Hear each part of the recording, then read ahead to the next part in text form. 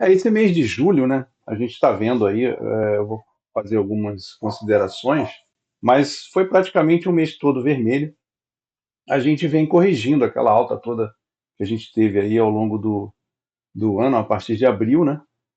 Mas tem coisas que realmente estão chamando a atenção, tá? Então, o fato do governo ter recebido lá as tarifas, não relacionado diretamente com o comércio entre o Brasil e os Estados Unidos, mas mais direcionado à política, é porque a gente está vendo que o governo não tem capacidade diplomática, né, de negociar nada. Então, assim, a coisa está feia, né? A gente tem um cenário aí de que provavelmente a gente vai ter problemas relacionados a essas questões de tarifas, né? O governo veio aí com uma proposta de dar um socorro, só que a gente está vendo que o socorro está relacionado com ajuda financeira temporária, né?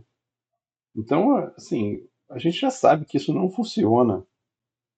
A gente tem que ter uma ajuda, né, ou na verdade uma capacidade de geração de caixa para as empresas que seja permanente, e não temporária.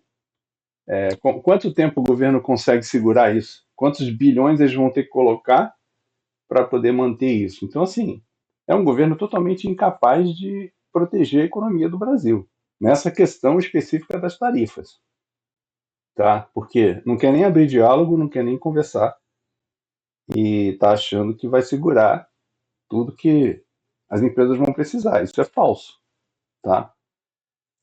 A outra coisa que chamou a atenção da gente nessa questão do mês de julho foi os balanços, né, das empresas estatais, principalmente o Banco do Brasil. Então aqui foi o nosso pior desempenho no clube, foi o Banco do Brasil com 16,55% de recuo.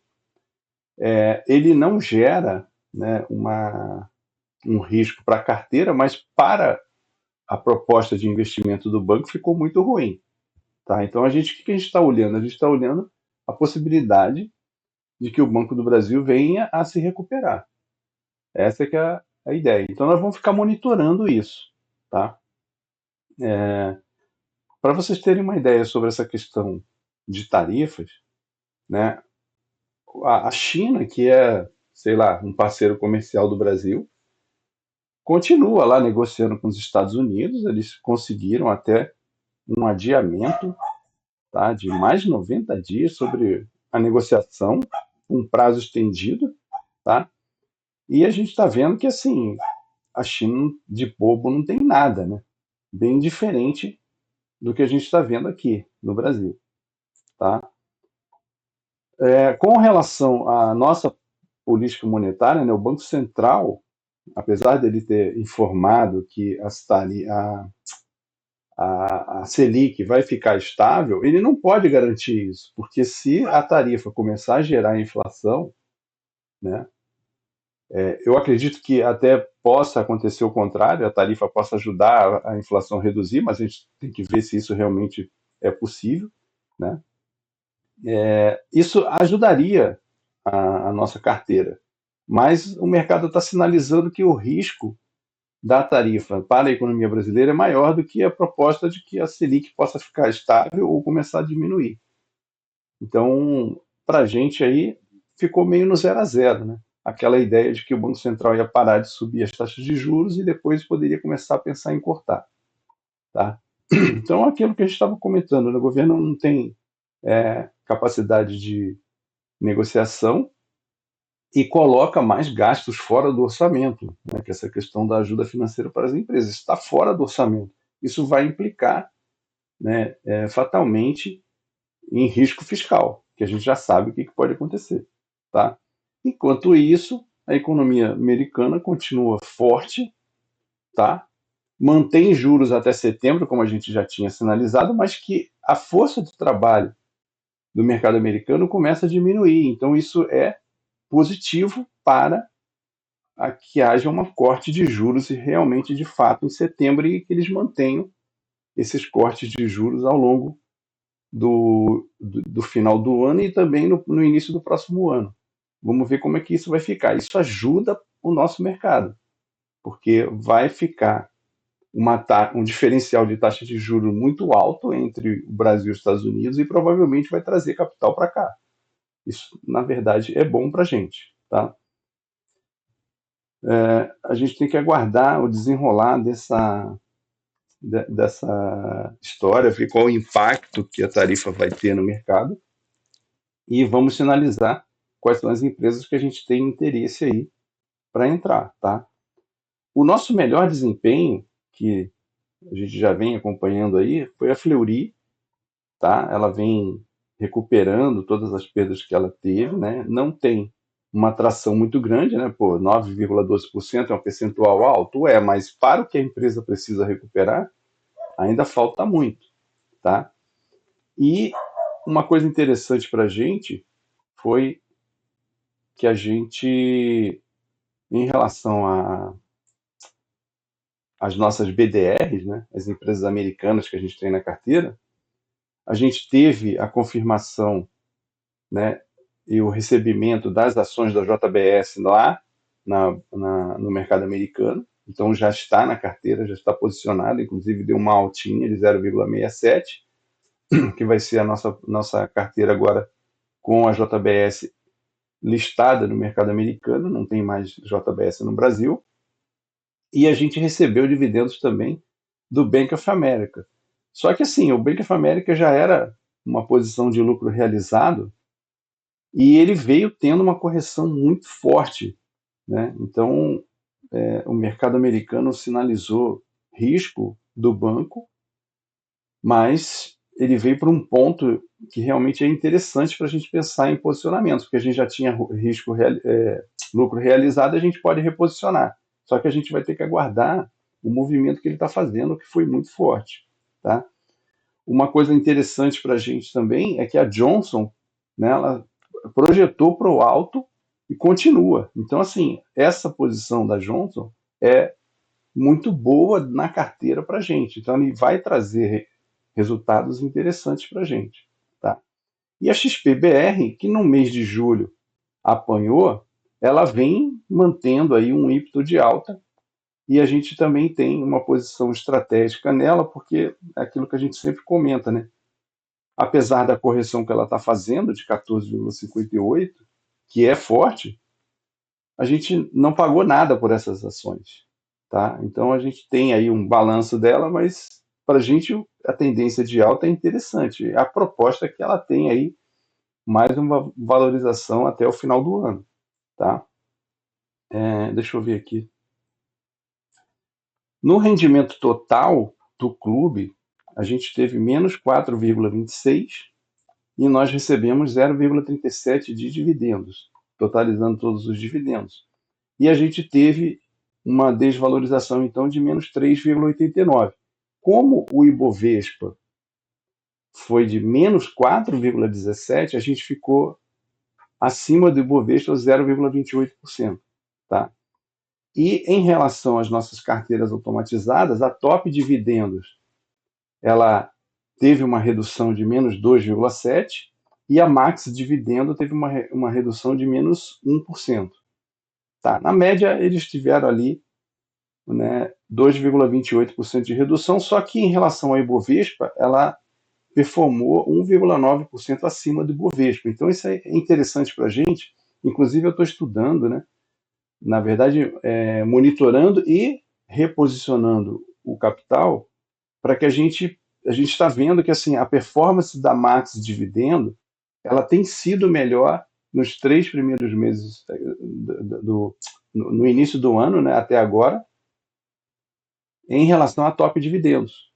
Então, o que a gente vai propor, né, que a gente está fazendo aqui?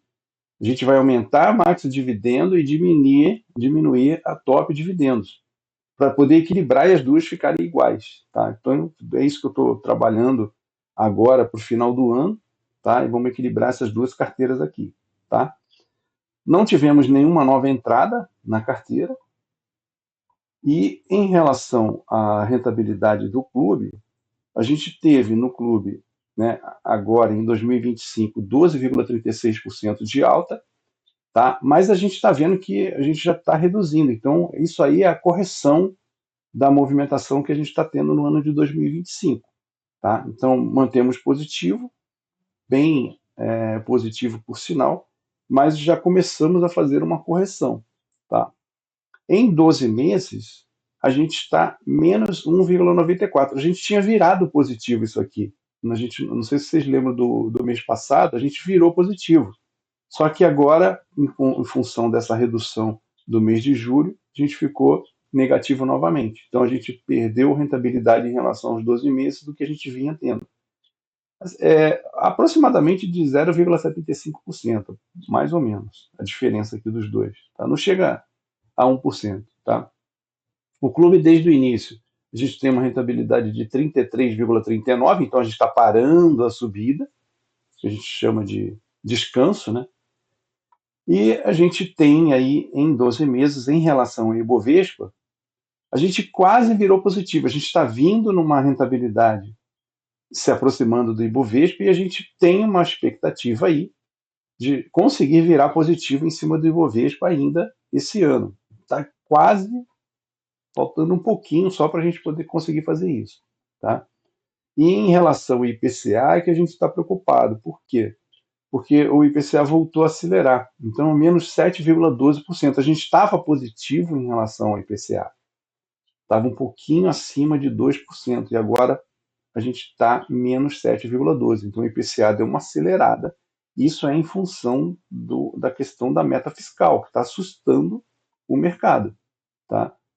Então, a gente está vendo aí que a inflação não está tão tranquila assim. Se mantém acima da meta e, apesar da política monetária estar restritiva, bastante restritiva, por sinal, a gente vê que os gastos do governo não estão ajudando o Banco Central. Tá? Então, a gente está vendo que a coisa está bem complicada, que a gente chama de o risco fiscal pode se tornar maior e a política monetária pode não funcionar. Tá? E aí a gente está vendo que, assim, não sei o que a gente vai fazer, cara. Com esse governo a gente não tem expectativa nenhuma de corte de gasto. É bem complicado isso, tá? A coisa boa é que a gente continua com a nossa volatilidade baixando, tá? A gente estava um pouco acima de 14 e agora a gente está de 13,66. E a gente está vendo que, assim, apesar dessa movimentação toda, né, a gente segue bem tranquilo ao longo do ano aí, porque a nossa volatilidade está bem baixa, tá? Ela está reduzindo, reduzindo, tá? Isso é muito bom para a gente, tá? Então, era isso que eu tinha para mostrar para vocês, tá? Eu vou mostrar um gráfico aqui do Ibovespa só para vocês terem uma ideia do que a gente está considerando em relação ao Ibovespa. Peraí, deixa eu ver se ficou numa aba. Puxa, onde é que ele foi parar? Perdi o gráfico aqui, peraí. Eu fechei o gráfico, deve ter sido isso. Deixa eu abrir outra aba aqui. Tá na reunião. Ah, tá. Vocês estão conseguindo ver o gráfico aí? Deixa eu tirar Tá, isso tá aqui. aparecendo. Tá aparecendo, né? Então, isso aí é o gráfico do Ibovespa semanal, tá?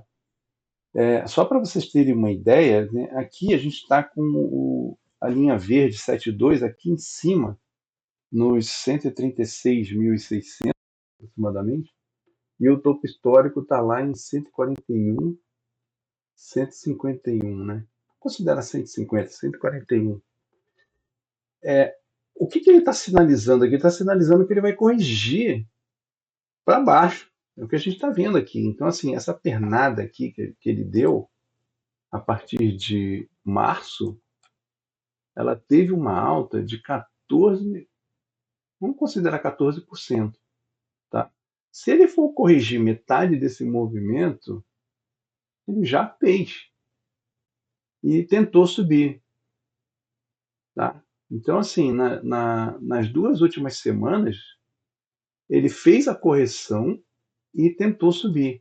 E agora, essa semana, ele está apontando para baixo. O que a gente espera? A gente espera que ele segure nesse ponto aqui de 132, né, 133. Eu vou até colocar uma linha aqui para sinalizar.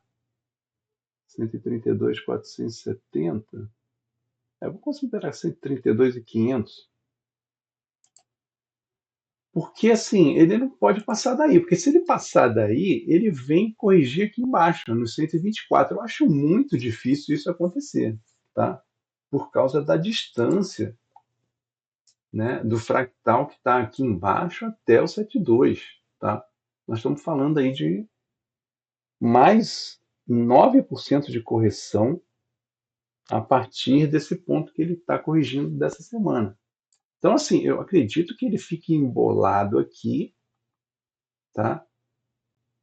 Ao longo dos próximos 2 meses aí, aguardando que seria aí a tal da confirmação de qual o impacto que essas tarifas vão dar nas empresas, tá?